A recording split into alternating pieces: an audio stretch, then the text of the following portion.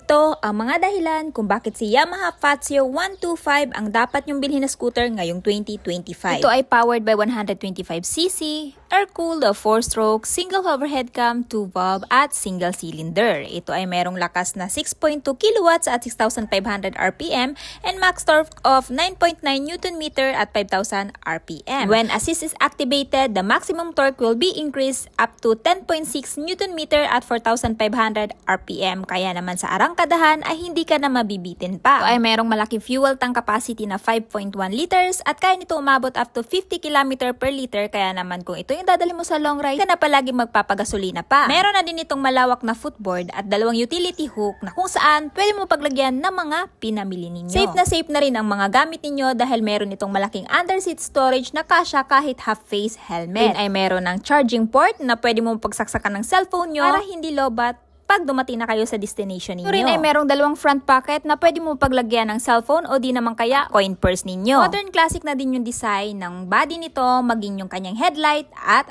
taillight. Paano ba naman kasi pagdating sa headlight, ito ay naka-LED, turn signal light, naka-bulb type at sa taillight naman, parehong naka-bulb type ang turn signal light maging ang brake light. Ito ay equipped na din ng fully digital instrument panel kaya naman lahat ng information na kakailanganin mo sa isang scooter ay nandito na, kagaya ng time, speedometer, odometer, fuel gauge at marami pang iba. Meron na din itong generous seat cushion kaya naman kahit ilang oras ka nakaupo dito ay hindi nasasakit ang puwet ninyo. Sinamahan pa ng magaan na timbang na 95 kilograms kaya naman kahit lady rider ay kayang-kaya tong i-maneuver. May seat height na 750mm at ground clearance sa 135mm kaya naman kung may height ka at least 5 flat ay kayang-kaya mo na tong abutin. Ito ay naka-telescopic fork suspension sa front na may single disc brake with single pot piston brake caliper at mayroong tire size na 110/70/12 habang ang sa likurang banda ay ginamitan ng single shock unit swing suspension na merong rear tire size na 110/70/12 at naka-tubeless na rin kaya makakaasa kang kahit mapako to ay hindi basta-basta magpa-flat ang scooter na to. Ito nga pala ay available sa color na pastel green, black at